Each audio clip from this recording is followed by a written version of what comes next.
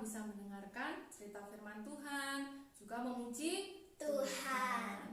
Mari anak-anakku semua, lipat tangannya, tutup matanya, kita berdoa. Tuhan Yesus, terima kasih buat hari ini, buat waktu dan kesempatan yang Tuhan berikan buat kami, untuk kami bisa sama-sama beribadah kepada Tuhan. Tuhan yang akan memimpin ibadah kami dari awal sampai akhir. Tuhan yang akan memberkati kami semua. Terima kasih Tuhan. Kami alaskan doa kami hanya di dalam nama Tuhan Yesus Kristus. Haleluya. Amin. Puji Tuhan. Kita semua adalah anak-anak istimewa. Karena kita anak-anak istimewa, kita harus memberikan sesuatu yang istimewa kepada Tuhan dengan cara nyanyi dengan semangat dan penuh sukacita. Kita nyanyikan pujian kita, Aku Istimewa. Siapa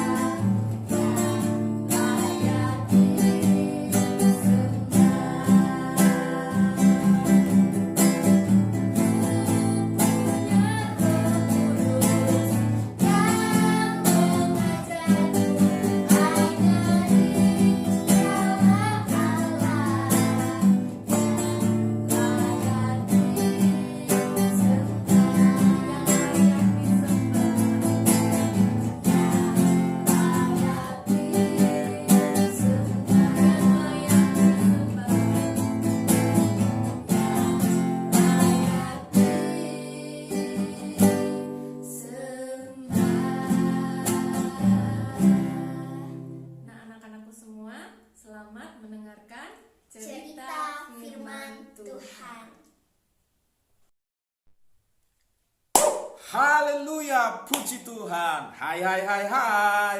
Semua anakku di rumah pastinya ceria, pastinya bersuka cita karena kita semua istimewa. Anak-anak rambut ceria istimewa, berharga di mata Tuhan Yesus Kristus. Wow, luar biasa. Tuhan yang menyelamatkan, Tuhan yang berkorban bagi kita, dan Tuhan yang menebus kita. Sungguh luar biasa. Puji Tuhan. Hari ini cerita kita anak yang pintar, anak yang memiliki ide, anak yang bijaksana, anak yang diberi hikmat oleh Tuhan. Tentunya kita semua mau. Amin. Semua mau? Wah, Om Sadra sendiri juga masih mau menjadi anak pintar, anak bijaksana, diberkati Tuhan Yesus. Nah, sebelum kita baca ayatnya, ada satu cerita yang Om Sadra ingin bagikan bagi semua anakku. Namanya Ceria dan Cantika. Satu hari si Cantika ngajak Ceria, ntar sore yuk kita main ke taman yuk. Wah, ini di taman lagi banyak kupu-kupu. Nah, nanti kita menangkap kupu-kupunya indah. Banyak di taman ya, ntar sore ya, kata si Cantika kepada Ceria. Nah, kemudian Ceria berkata kepada Cantika, gak usah ke taman. Kalau mau lihat kupu-kupu ya, di rumahku saja. Oh, emang kamu bisa nangkap kupu-kupu? Kata si Cantika kepada Ceria. Kamu datang aja ke rumah saya dan lihat nanti di sana banyak kupu-kupu di rumah saya. Wah, si Cantika penasaran. Baik, ntar sore saya ke sana ya. Nah, akhirnya di sore harinya si Cantikanya datang ke rumah si Ceria.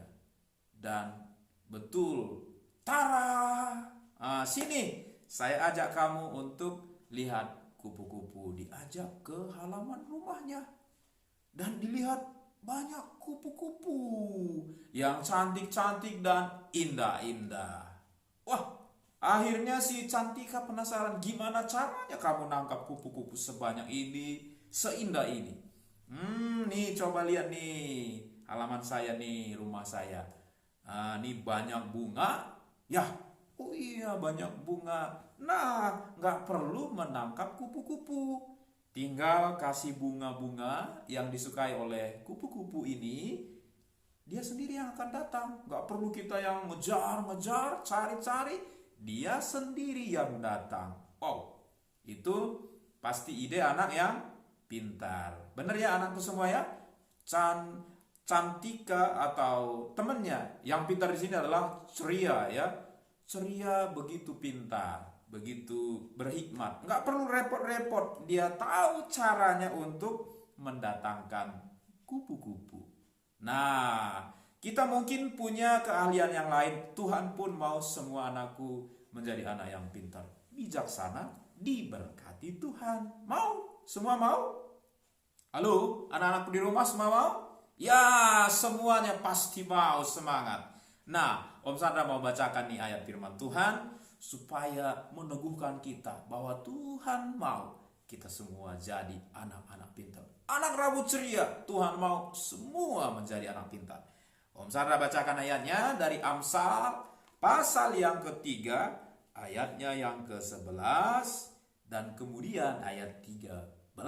Firman Tuhan dibacakan seperti ini. Dengar firman Tuhan. Amsal 3 ayat 11 dan 13. Hai anakku, jangan kau menolak didikan Tuhan, dan janganlah engkau bosan akan peringatannya. Berbahagialah orang yang mendapat hikmat, orang yang memperoleh kepandaian. Berbahagia, kata firman Tuhan. Tuhan sangat senang anak-anak rambut ceria, anak yang pintar, anak yang punya hikmat. Tetapi ada rahasianya, ada caranya. Kalau kita pintar secara pengetahuan umum, caranya kita harus banyak membaca. Karena dengan membaca itu akan membuat otak kita pintar. Ya, akan membuat ingatan kita jadi lebih bagus lagi, lebih cepat untuk mengingat kalau kita banyak membaca. Karena ada juga orang bijak berkata, ya, membaca itu adalah jendela informasi, jendela ilmu pengetahuan. Dengan membaca kita jadi banyak tahu. Nah, setelah kita pintar, kita juga harus terus diasah, mau terus belajar. Makanya tadi ada kata di situ, ya, jangan engkau menolak didikan dan jangan engkau bosan akan pengajaranku. Jangan menolak dan jangan bosan. Bosan itu berarti mulai malas. Sudah cukup sekali 2 kali. Itu namanya bosan dan malas. Sebab ada cerita lain yang Om Sarah punya cerita juga, ya, si gembira dan si ceria. Satu hari si ceria mengajak si gembira, ya ceria. Nah, nanti sore atau malam lah, agak malam ya, kita belajar sama teman-teman yang lain di rumah saya karena kita mau ujian. Kata si ceria kepada gembira. Gembira berkata, ngapain? Kamu kan udah pintar. Teman-teman kita yang lain juga pintar. Kita kan teman-teman kelompok yang pintar. Ngapain lagi belajar? Kita kan mau ujian. Supaya pelajaran-pelajaran yang sudah kita diajar oleh guru, nah kita nanti gampang mengingatnya kalau kita belajar sebelum ujian. Enggak saya maaf untuk kali ini saya nggak ikutan. Aku main game aja, kata si gembira. Akhirnya saat itu gembira nggak datang belajar sama teman-teman yang lain. Saatnya tiba ujian matematika, teman-teman yang lain sudah selesai semua dengan tenang, ngerjainnya juga antusias dan kelihatan sekali dia ingat pelajarannya. Tetapi si gembira, kelihatan sibuk, kelihatan bingung, kelihatan lihat sana lihat sini, oret-oret, tapi sepertinya nggak ngerti. Dan benar, rupanya hasilnya banyak yang salah. Si gembira akhirnya dia sadar, seandainya semalam kemarin saya ikut teman-teman, pasti saya bisa ngerjain semua soal-soal. Kayak ingat, kayak tahu itu tuh, tapi di mana ya? Bingung, lupa, nggak lengkap yang diingat. Nah, karena kurang belajar. Jadi kalau kita mau pintar, ya tadi harus banyak membaca. Nah, setelah kita pintar juga harus terus mau diasah. Jangan mudah bosan, jangan mudah menyerah. Baca pengetahuan umum, khususnya baca Alkitab. Ini surat Tuhan, ini perintah Tuhan, hikmat Tuhan. Kalau kita baca maka kita akan mengerti jalan kehidupan. Kita akan mengerti maunya Tuhan. Itu membuat semua anak-anakku jadi anak pintar. Baca kitab suci, doa tiap hari kalau mau tumbuh. Dan kemudian jangan lupa juga belajar pelajaran-pelajaran ilmu pengetahuan yang diberikan oleh guru. Sehingga engkau cerdas, diberkati Tuhan. Seperti cerita firman Tuhan yang lalu, bahwa berkata, ya, anak yang takut akan Tuhan akan diberkati Tuhan. Nah, anak yang takut akan Tuhan pastinya akan pintar. Karena Tuhan yang beserta, Tuhan yang memberkati. Sudah takut Tuhan, tambah pintar, dan ada berkat Tuhan atas hidupnya. Itu senang banget. Hidup yang diberkati, hidup yang berbahagia. Rabu ceria, istimewa, karena punya Yesus yang memberkati. Mau semua anak-anakku? Mau semua? Halo? Mau semua, pastinya mau semua. Om Sarah juga mau. Semangat untuk belajar, semangat untuk baca Alkitab, sehingga membuat kita memiliki hikmat. Puji Tuhan, Tuhan Yesus memberkati kita semua. Kita tutup acara kita dalam doa. Mari kita berdoa. Tuhan, terima kasih untuk firman-Mu, karena firman-Mu lah sumber hikmat kami. Takut akan Tuhan adalah sumber pengetahuan bagi kami. Karena Roh Kudus yang akan memimpin kami, firman-Mu yang akan mengarahkan kami, Tuhan yang akan membimbing hidup kami, sehingga kami berjalan di jalan yang terang, di jalan yang diberkati Tuhan, menjadikan kami anak-anak Rabu ceria yang pintar bijaksana, karena Tuhan menjadi penolong hidup kami. Terpuji nama-Mu Tuhan.